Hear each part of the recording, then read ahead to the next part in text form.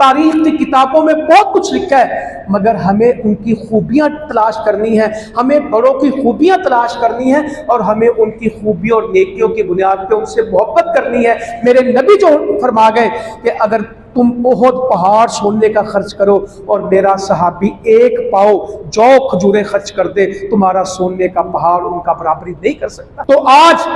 1447 میں پیدا ہونے والا مسلمان اس گفتگو کا حصہ بنے کہ وہ یہ تھے اور وہ یہ تھے اور وہ ویسے تھے اور مجھے سمجھ نہیں آتا، میری سمجھ کی کوئی حیثیت نہیں ہے۔ اللہ نے جو ان کے لیے آیتیں اتار دی، نبی صلی اللہ علیہ وسلم نے جو ان کے لیے حدیثیں بیان کر دی اور جو مناقب ان کو مل گئے، ہیرا پہ چڑھ رہے ہیں، اللہ کے نبی ہیں، ابو بکر ہیں، عمر ہیں، علی ہیں، طلحہ ہیں، زبیر ہیں، سعد بن ابی وقاص ہیں۔ ہیرا کا پہاڑ ہے، آپ نے احد کا سنا نا، میں ہیرا سناتا ہوں۔ ہلنے لگا،